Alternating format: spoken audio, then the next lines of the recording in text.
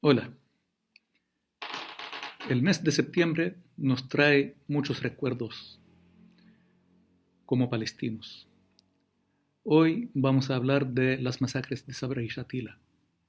Y antes de hablar de las masacres, me gustaría ubicarlos, pues ambos campamentos llevan los nombres de dos familias distinguidas libanesas, que son las propietarias de los terrenos donde fueron construidos ambos campamentos, la familia Sabra y la familia Shatila. Y estos campamentos se edifican ahí producto de la ocupación israelí de Palestina en 1948, cuando el recién creado Estado de Israel, que ocupó el 78% de la Palestina histórica, expulsó a tres cuartas partes de la población palestina. Centenares de miles de palestinos tuvieron que buscar dónde cobijarse y muchos llegaron a territorios palestinos que no fueron ocupados, que precisamente son los territorios de la Franja de Gaza y Cisjordania, incluido Jerusalén Oriental.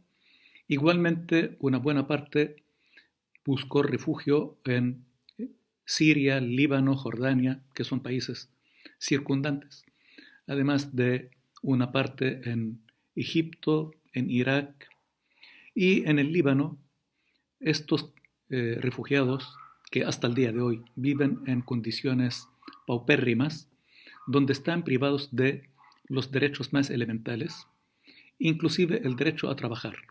En 73 profesiones no se les permite trabajar.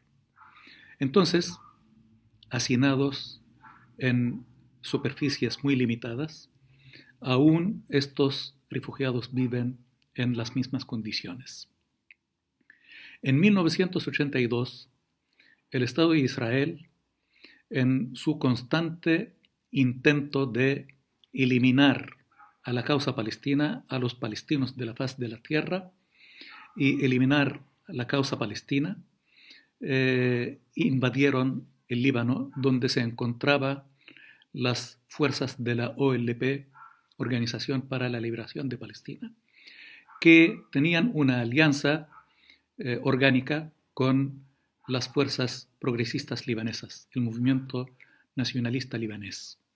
El objetivo de la invasión israelí, como lo fue en reiteradas invasiones, tanto en el Líbano como en otros sitios donde se encontraban los palestinos, el objetivo era eliminar a la OLP en su condición de legítimo y único representante del pueblo palestino.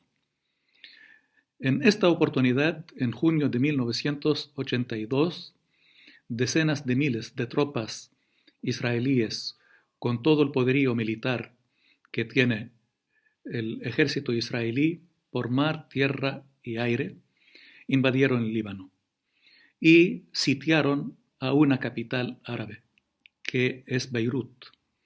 Durante 88 años, los combatientes de la OLP y sus hermanos del movimiento nacionalista libanés libraron encarnizadas batallas en defensa de la dignidad y de la tierra, del pueblo y del país. Pero luego de 88 días y una destrucción causada por el ejército invasor, se llegó a la conclusión de que las fuerzas de la OLP evacuarían a Beirut.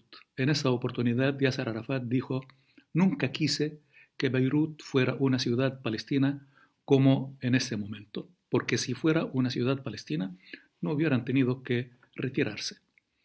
Hubo intermediación de diferentes países, principalmente del eterno intermediador totalmente parcial, Estados Unidos, que más que intermediador ha sido un administrador del conflicto, porque de este conflicto saca enormes dividendos, enormes ganancias, y le interesa mantener este conflicto vivo por mucho tiempo más.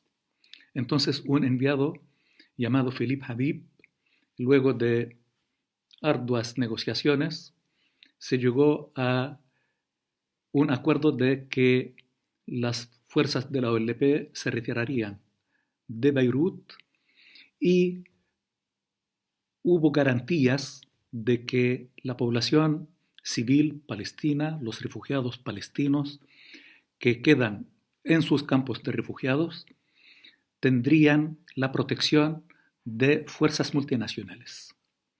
Y para esto ingresaron tropas multinacionales. Voy a mencionar algunos países: Francia, Italia, Estados Unidos. Y reitero, el objetivo era la protección de la población civil. Pocos días luego de la retirada de las fuerzas de la OLP del Líbano, el Estado de Israel, el ejército de ocupación israelí, con sus aliados del ejército del sur del Líbano, de Saad Haddad, y de las fuerzas libanesas, principalmente de los falangistas, entraron a los campos de refugiados y se ensañaron en masacrar a miles de civiles indefensos palestinos. Recuerdan que las fuerzas de la OLP se habían retirado, entonces los que quedaron en el Líbano, en los campos de refugiados, fueron niños, mujeres y ancianos. Y durante 3 días, desde el 16 al 18 de septiembre del año 82, hubo una masacre donde no hubo, lamentablemente, quien los pare, y a pesar de que llegó la noticia a las tropas supuestamente que llegaron a proteger la población civil, a los refugiados, nadie intervino para impedir esta masacre que costó la vida de más de 3.000 civiles palestinos.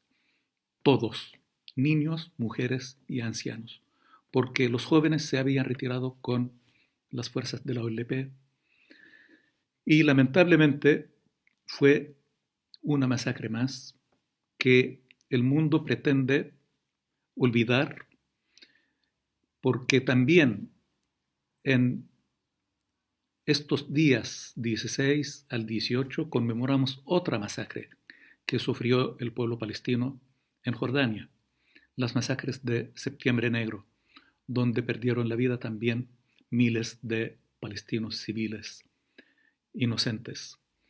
Las masacres han sido una constante en la historia del pueblo palestino, a manos de Israel y sus aliados. Seguramente algunos conocen algo sobre la masacre de Deir Yassin, pero Deir Yassin fue una más, porque hubo muchas antes y muchas después. Lamentablemente hoy aún se siguen cometiendo masacres en contra de nuestro pueblo bajo ocupación. Y no solamente masacres que cuestan vidas de una forma directa, sino también masacres políticas que pretenden eliminar a la causa palestina, al representante legítimo y único del pueblo palestino, y pretenden imponer y consagrar la ocupación y la expulsión del pueblo palestino de su tierra.